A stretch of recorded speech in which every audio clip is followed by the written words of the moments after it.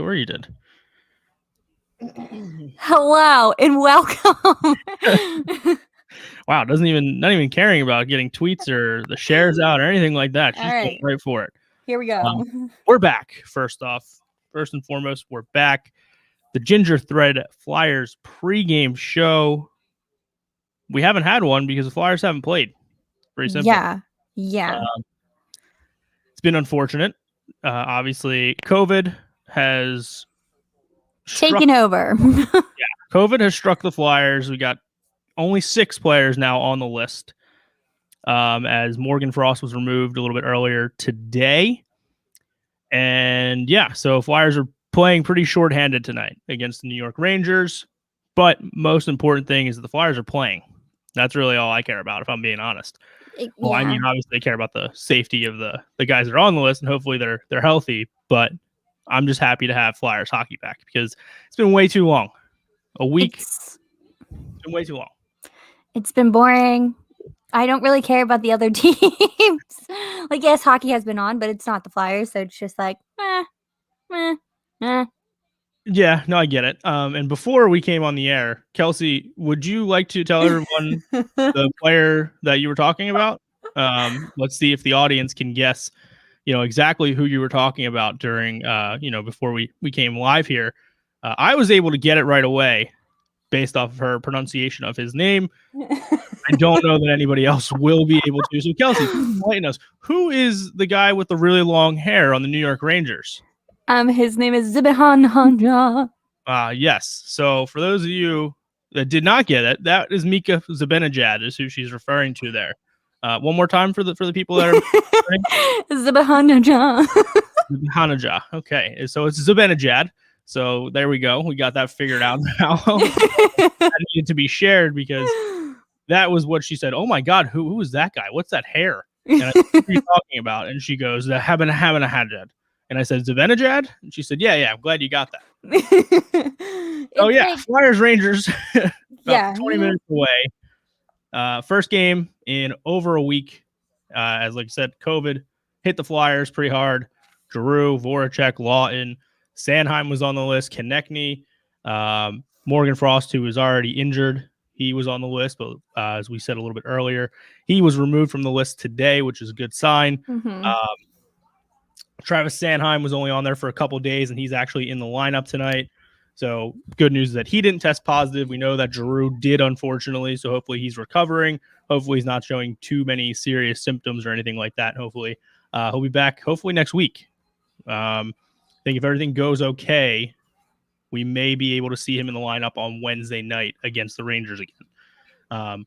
Obviously, none of the guys that are on the list are going to be playing in this weekend's Lake Tahoe game against the Bruins. So Sunday could be ugly, but we're not talking about Sunday yet. Yeah, we're talking about tonight. Talking about tonight.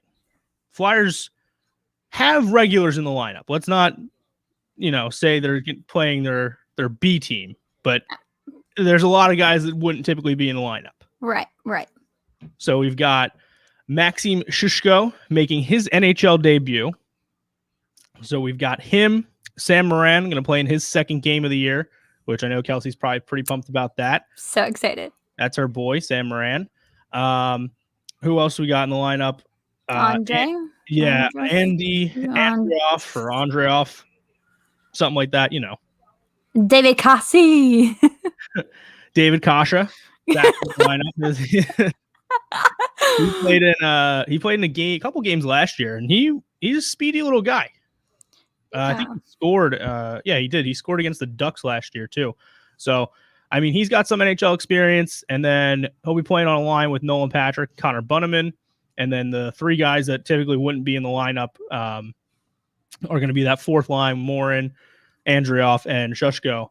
So the top 6: JVR, Coots, Farabee, and then we got Raffle, Hayes, and Knack. So a lot is going to rely on the big names up front on that first line there. JVR, Coots, Farabee, those guys are going to need to have a big game for the Flyers to come away with 2 points tonight. Also going to need Hayes to really guide that second line of Raffle and Knack, because that line is going to be interesting to me. Hayes is a very patient type player. Mm-hmm. He likes to possess the puck And I'm interested to see how that line's going to work because Raffle and Knack, they're just two guys that are just going to go get in on the forecheck. They're going to recover the puck, and they're going to be looking to get it to somebody else. So we could see, I don't know. That line is really interesting to me. Yeah, I think it should be very interesting just like overall. And I mean, the guys that have been playing with the Phantoms, so Max and David, like the other night they were playing against, I think, the Hershey Bears. Game went into like overtime, and I'm pretty sure that what's his name? Cashew. He had a goal in I want to say like either like 2 or 3 assists. I know Max had a goal the other night. Like it's not that they're not producing, and I think that they're going to be trying to make an impact, and I'm excited to see what they're going to do. And I really hope that the guys that are Flyers, like JVR and Hayes, like they step up and like lead them and like, this is the pace that we need to set. This is how we should be playing this whole game. Like, just go from here and like, let's get this win. I think it should be interesting though, for sure. Yeah, I mean, I fully expect these guys to be ready to go. I mean, it's not like they've been sitting on their couch doing nothing. They've been playing. Yeah. Obviously, it's a little different for, guys like Hayes, JVR, and Farabee because those guys haven't been playing. Right. They missed out on a couple of games, and they missed out on a pretty much entire week of practice because of the COVID shutdown. So it's unfortunate, and I think you may see the first period to me is going to be the biggest thing. You're going to see how this game's going to turn out, I think, in the first period. I think if the Flyers can at least keep their legs under them in the first period and not let the Rangers get off to an early start, they're only going to get better as the game goes on because they're going to get, back to playing hockey. I mean, you can't. Yeah. It's tough when you only have 2 days of practice. They did have a morning skate today, so that was good, but it doesn't compare to going a week without playing a game. Over a week. Yeah. So we'll see what happens. First period, like I said, to me is going to be the biggest factor because you're going to really be able to tell if this Flyers team is like, all right, we're back. We're okay. We can hold our own here for the time being, even without playing for that long. And if the Rangers, if they come out slow, because they're not a team that's been good right now, quite frankly, and I'm not trying to take the biasness of being a Flyers fan out of it. Right. The Rangers haven't been good. Just that simple. They're not. I don't think many people had high expectations for them coming into this year, but I know, at least for me, I expected them to be a little bit better than what they've shown so far. Right. And I think with that opportunity, like they're probably like, okay, they don't have their like star players. I think that that's an opportunity that they can knock on. But at the same time, I feel like if we just play like straight hockey, not like dancing around too much, like I don't see it being a problem. Yeah, I mean, they do get Artemi Panarin back in the lineup tonight. He has historically killed the Flyers. It's pretty apparent. Shutting him down is going to be a big thing. And thankfully, Couturier is healthy because I trust him to kind of shut him down. And that's not saying the Rangers don't have many other weapons, but there's obviously other guys that you do have to watch out for. But I think Panarin, in my eyes, is probably the biggest threat. And it's going to be his first game back after an injury. I think he only missed like 2 games, though, so he didn't miss that much time. But just got to keep an eye on him. If you can limit his chances, you kind of stall the Rangers offense a little bit. They obviously have Mika Zibanejad, Chris Kreider. They have other names that are definitely good players and can contribute. But like I said, they're kind of a struggling team right now. And it's a perfect opportunity for the Flyers to kind of like, all right, let's keep this team struggling. Let's not give them any sort of hope that they can compete with us, regardless if we have, 6 guys on the Phantoms playing for our team right now. Let's shut the Rangers down early. Let's show that we do have the depth and, these guys, we can insert anyone into the lineup and put on a performance where we're going to win the game. Yeah. And I think like tonight's definitely going to show, like we've always been talking the talk. Oh, we have the depth. Like tonight's the night. For sure. And the little lock. The good thing too is that they're not really missing many guys on their defense. Obviously Justin Braun but that's not, to me, that's not it's not like a major impact. Not a subtraction, right? In my opinion. I can't say Gustafson's the only weak link in my eyes on the defensive pairs right now. You got Prokhorov and Myers playing together. Gostisbehere is going to play with Sanheim, and then you got that third pairing of Gustafsson and Hag. And we talked about Hag on the podcast, so if you listen to that, shout out Ginger Thread if you listened to that earlier today, which you should have. If you haven't, go check that episode out. Dropped it today. But yeah, I mean, that third pair, Gustafsson, Hag, if they can keep them away from like the Rangers' top guys, they should be fine. They should be noticeably bad. Now, when they're going to get into trouble is if, you have Hag out there against guys like Panarin and Zibanejad and the Rangers' top guns. If they're going up against those guys, then no, I don't like their chances. But we also have the X factor in net, Carter Hart. Flyers are in any game that he starts, regardless. He has not had the best starts of the season, and I think this little week off may have really like a reset. I think it's going to be a nice reset for him. Carter Hart to come back and have like a nice little game tonight.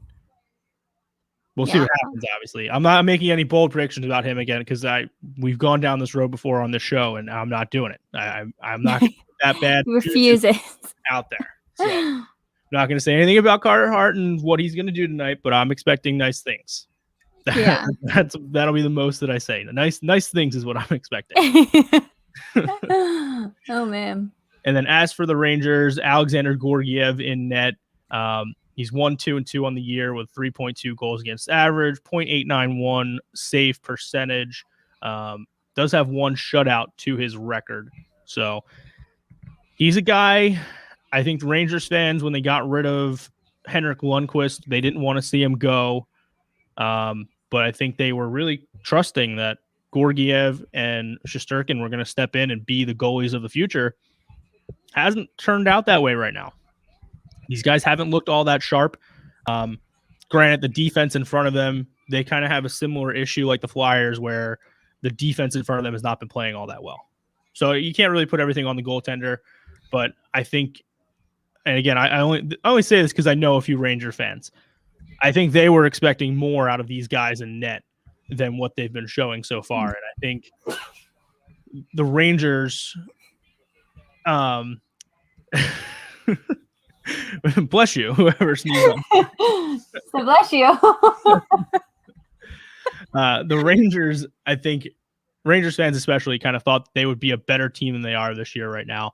And I could see the frustration from their end because they did get the number 1 overall pick. They got Alexis Lafreniere, who hasn't really done anything. They have some good young talent. They went out and signed Panarin last year. But it's just not – it hasn't been good for the Rangers. It just hasn't been good. It's simple as that. Obviously, we know the issues they had with Tony DeAngelo. He's now whittling away in their minor league system because they're trying to find a trade partner for him, but nobody wants him because of his issues. And, it's just going to be interesting to see what happens tonight. I don't want to give the Rangers any sort of hope that they're going to be like, I don't want this to be a turning point of the Rangers season. Yeah, for sure. Even if we don't win, I just don't want the Rangers to like have that momentum and be like, I don't want them to see like, I don't want them to come out and just dominate us. And I don't think that's going to happen, but there's a little part of me that is worried about that. Right. Just because of, the situation that we have going on. But yeah, totally agree. Nonetheless, let's get into our predictions. Whew. Kels, what do you got for me tonight? What are you thinking?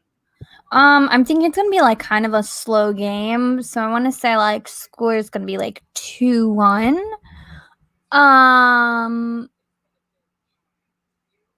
And I feel like Max Shishka. I think I feel a first goal, NHL goal from him. And I'm gonna say like the Raffle, Knack, and the Hayes line is gonna produce something. Okay. I don't think it's going to be a high-scoring game. Yeah. Right now, the over-under is, I believe, at 6. What? Let me double check. That means like 6 goals total. Yeah, let's see. Yeah, That the over-under is set at 6. So, I mean, could I see the Flyers winning 4-2? Yeah, but I don't know. It seems high for me. The over is not the favorite, so it is the underdog of the pick.